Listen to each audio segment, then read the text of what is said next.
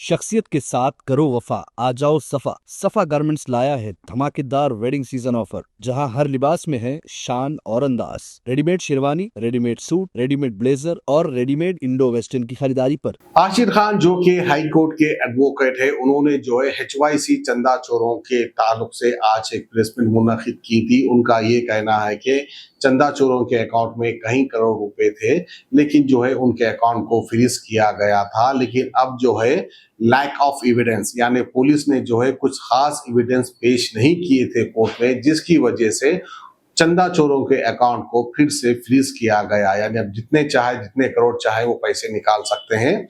मजलूम शौदाओं के नाम पर ये चंदा वसूल किए थे, करोड़ ऑफ रुपीस इनके अकाउंट में आ गिरे थे। अब ये आराम से बैठेंगे, खाएंगे, डॉलरा डॉलरा कहकर गाने भी गाएंगे। तो बहरहाल इनकी तो गलती नहीं है। जो बहुत बड़े अक्लमंद, अकल के दुश्मन जिसे कहते हैं, जो अकल को बीच में रखकर डंडे से मारते हैं, वैसे अक्लमंद लोगों ने जो है चंदा चोरों पर भरोसा कर कर इनको पैसे भेजे थे। अब पैसे गए हवा में, अब ये ऐशो आराम की जिंदगी जिएंगे।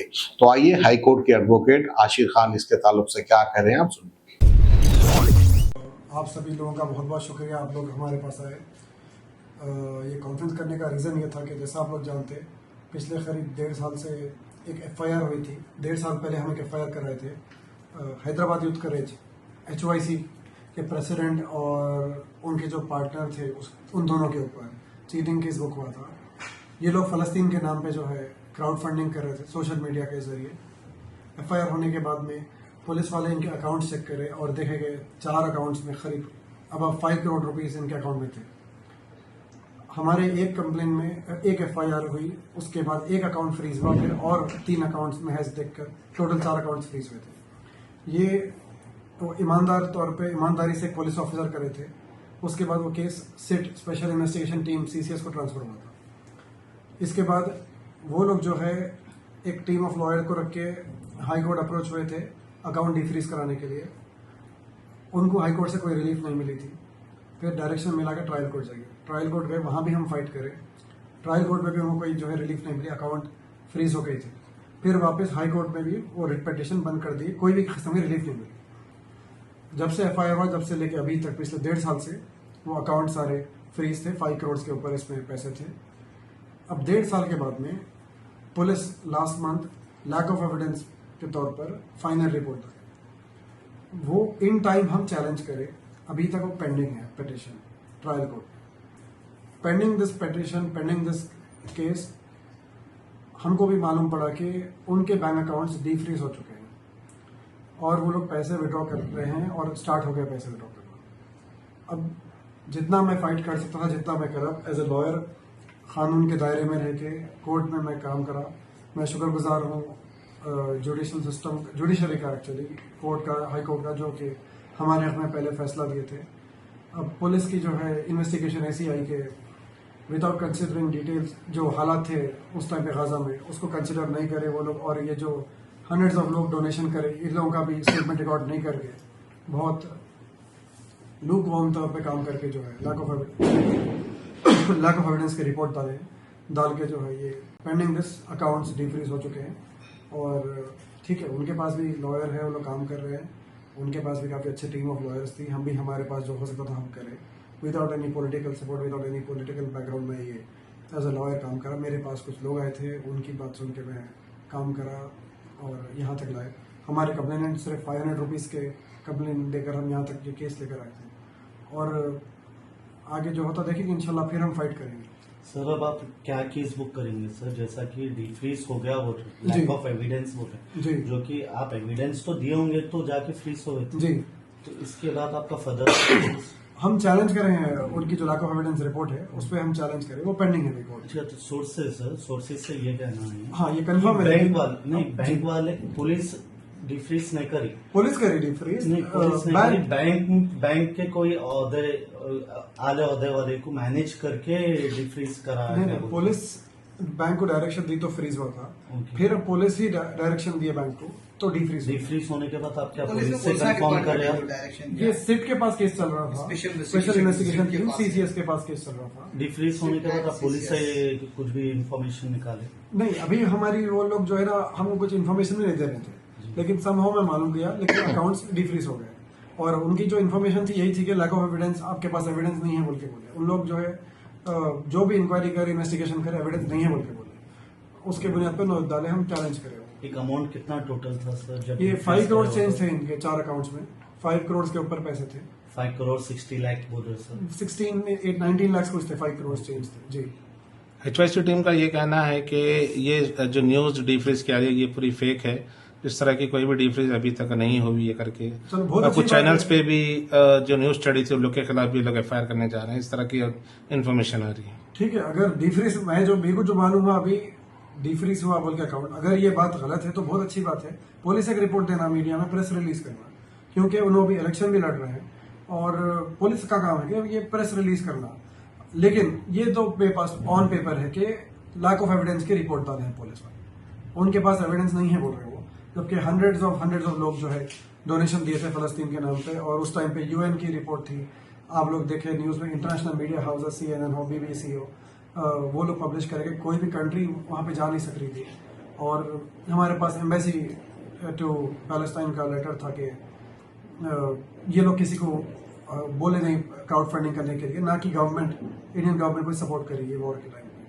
तो जी, कहीं ना कहीं बोलते तो ये हाई कोर्ट में हुआ, आप चाहे तो सुप्रीम कोर्ट में गए तो पुलिस के अंदर मुश्किल में आ जाएंगे ना कि बगैर एविडेंस के है बोलते। आप तो एविडेंस के संगत आप अकाउंट को सीज कराए, आप सुप्रीम कोर्ट गए तो हाई कोर्ट में नहीं हुआ तो सुप्रीम कोर्ट भी जा सकते अपने को हाई है जी। कहीं ना कहीं पुलिस भी इसमें मुश्किल में नहीं आ जाएगी कि अकाउंट आपका काम है, मीडिया का काम है पुलिस से पूछना इस बारे में कि आप लैक ऑफ एविडेंस डाले, जबकि मीडिया के जरिए रिपोर्ट्स आ रहे थे हर जगह के, उनके बॉर्डर सीज थे तो कोई जा नहीं सकता था। मेरा काम जो है मैं कोर्ट में कर रहा था, यहाँ तक करते आया, without any political support, without any personal grudge और without any personal gain in this, मैं काम कर रहा हूँ।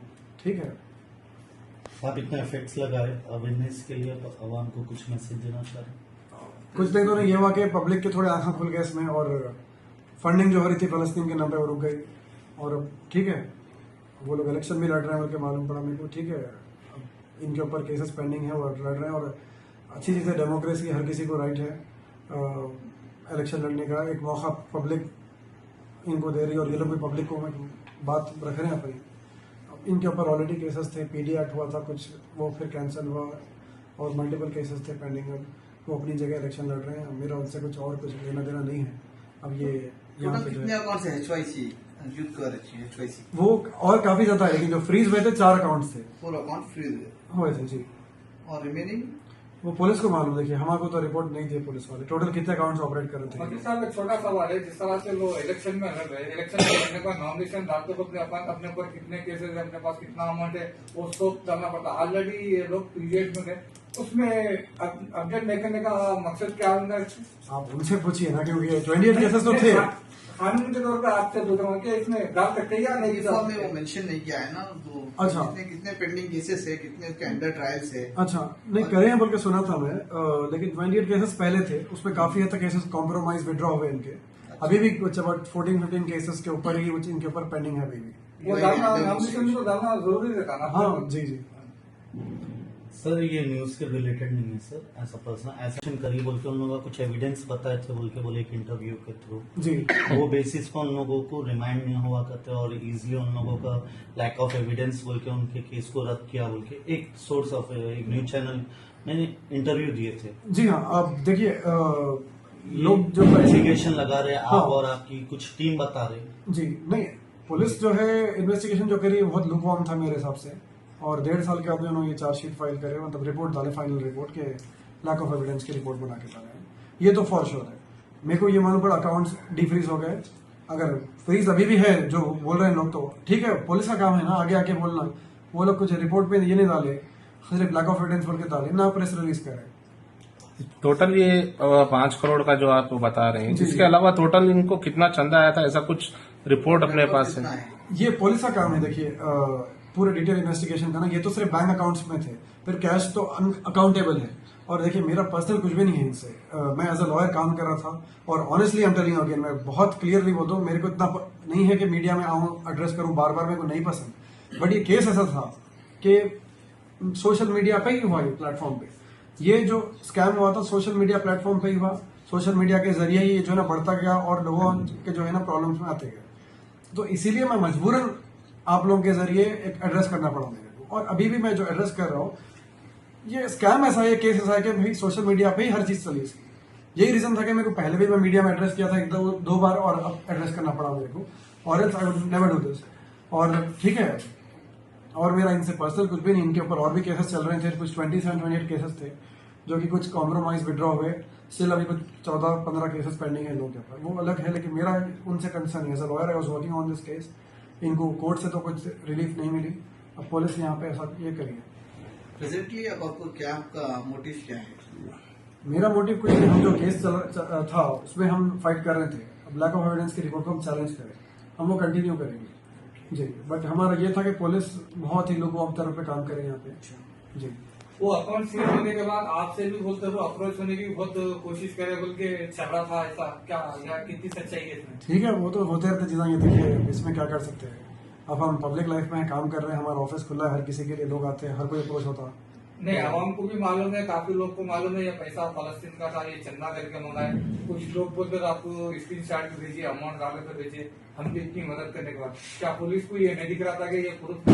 वही मैं चाहूंगा कि आप लोग पुलिस से सवाल करें ये कि जो है ऐसा कैसा लैक ऑफ एविडेंस की रिपोर्ट डाले आप लोग, जो पैसे आए इनके पास कहाँ से आए, इस पे इंक्वायरी होना जी। पाइए 30% तक का जबरदस्त डिस्काउंट। स्टिचिंग के लिए टेंशन छोड़ो, शेरवानी, जोधपुरी और ब्लेजर की स्टिचिंग सिर्फ 1499 रुपए में। 2 पीस सूट की स्टिचिंग सिर्फ 1999 में। 3 पीस सूट की स्टिचिंग सिर्फ 2999 में। ये है असली क्लासी डील। हर ड्रेस की क्लोथिंग फैब्रिक की खरीदारी पर भी पाइए 20% तक का discount. Readymade plain kurta starting from just ₹399। Designer readymade kurta starting from just ₹799। Kurta pyjama और पठानी का फैब्रिक खरीदने पर स्टिचिंग बिल्कुल फ्री। और बच्चों के लिए कुर्ता, पठानी, तोप और शेरवानी पर 25% तक का डिस्काउंट। शादी हो या कोई खास मौका, सफा गारमेंट्स के साथ बनाओ सबसे खास। याद रखिए, शख्सियत के साथ करो वफा, आ जाओ सफा। सफा गारमेंट्स, टोरी चौकी, एक्स रोड, हैदराबाद।